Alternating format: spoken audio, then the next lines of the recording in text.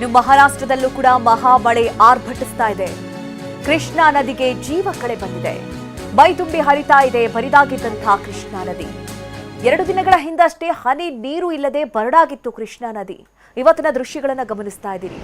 ಕ್ಷಣ ಕ್ಷಣಕ್ಕೂ ಕೂಡ ಏರಿಕೆ ಆಗ್ತಾ ಇದೆ ಕೃಷ್ಣಾ ನದಿ ನೀರಿನ ಮಟ್ಟ. ಈ ಕುರಿತಂತೆ ನಮ್ಮ ಪ್ರತಿನಿಧಿ ಒಂದು ಪ್ರತ್ಯಕ್ಷ ವರದಿ ಕೊಟ್ಟಿದ್ದಾರೆ, ಬನ್ನಿ ನೋಡೋಣ.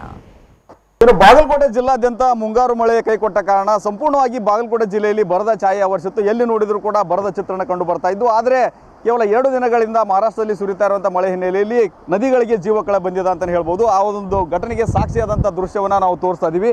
ಈ ಒಂದು ಪ್ರದೇಶದಲ್ಲಿ ಕೇವಲ 2 ದಿನಗಳ ಹಿಂದೆ ಈ ಒಂದು ವ್ಯಾಪ್ತಿಯ ಪ್ರದೇಶದಲ್ಲಿ ಕೃಷ್ಣಾ ನದಿ ಏನಿದೆ, ಇದು ಒಂದೇ ಒಂದು ಹನಿ ಕೂಡ ಇಲ್ಲಿ ನೀರು ಇದ್ದಿರಲಿಲ್ಲ. ಆದರೆ 2 ದಿನದ ನಂತರ ಏನೋ ಮಹಾರಾಷ್ಟ್ರದಲ್ಲಿ ಸುರಿತಾ ಇರುವಂಥ ಅಪಾರ ಪ್ರಮಾಣದ ಮಳೆಯಿಂದ ಏನು ನೀರಿನ ಪ್ರಮಾಣ ಕ್ಷಣ ಕ್ಷಣಕ್ಕೂ ಕೂಡ ಹೆಚ್ಚುತ್ತಾನೆ ಸಾಗ್ತಾ ಇರುವಂಥದ್ದು ಈಗಾಗಲೇ ದೃಶ್ಯದಲ್ಲಿ ಕೂಡ ನಾವು ತೋರಿಸ್ತಾ ಇದ್ವಿ. ಬರದಿಂದ ಕಂಗೆಟ್ಟಿದ್ರು ಜನರು, ನೀರಿಲ್ಲ ಅಂತಂದು ರೈತರು ತುಂಬಾನೇ ಸಂಕಷ್ಟಕ್ಕೆ ಸಿಲುಕಿದ್ರು. ಅವರಿಗೆ ಈಗ ರೈತರ ಮುಖದಲ್ಲಿ ಮಂದಹಾಸ ಮೂಡಿರುವಂಥದ್ದು. ಈಗ ನೀರು ತುಂಬಿ ಹರಿತಾ ಇದೆ, ಕೃಷ್ಣಾ ನದಿಯ ಒಡಲು ಸಂಪೂರ್ಣವಾಗಿ ಭರ್ತಿ ಆಗ್ತಾ ಇರುವಂಥದ್ದು. ರೈತರಿಗೆ ನಿಮ್ಗೆ ಎಷ್ಟು ಮಟ್ಟಿಗೆ ಖುಷಿ ತಂದಿದೆ ಅಂತ?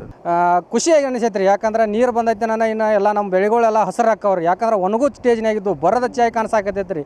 ಹಿಂಗಾಗಿ ಖುಷಿ ಆಕೈತೆ ಅನ್ನೋದು ಒಂದು ವಿಚಾರ ರೀ. ಯಾಕಂದ್ರೆ ನೀರು ನಾವು ಯಾಕಂದ್ರೆ ನಮ್ಮ ಕಿನಾಲ ಅವು ಇವು ಅದಾವ್ರಿ, ನಿಯತ್ ನೀರಾವರಿ ಅವರು ಚಲೋ ಅದು ಅಂದ್ರೆ ರೀ ರೈತರಿಗೆ ಭಾಳ ಅನುಕೂಲ ಆಕೈತ್ರಿ. ಯಾಕಂದ್ರೆ ಒಣಗಲಾತಿದ್ದವು ರೀ ಭಾಳ. ಹಿಂಗಾಗಿ ಖುಷಿ ಅನಿಸೈತ್ರಿ. ನೀರು ಬರೋದರಿಂದ ಈಗ ರಭಸವಾಗಿ ಬರಲಾಗೈತಿ. ಹಿಂಗಾಗಿ ರೈತರು ಮತ್ತು ಜಾನುವಾರುಗಳನ್ನು ಮಿತವಾಗಿ ಬಳಸಬೇಕ್ರಿ. ಹಿಂಗಾಗಿ ಕ್ಯಾಮ್ರಾಮನ್ ಬಾಬು ಜೊತೆ ರವಿ ಮೂಕಿ, ಟಿವಿ 9 ಬಾಗಲಕೋಟೆ.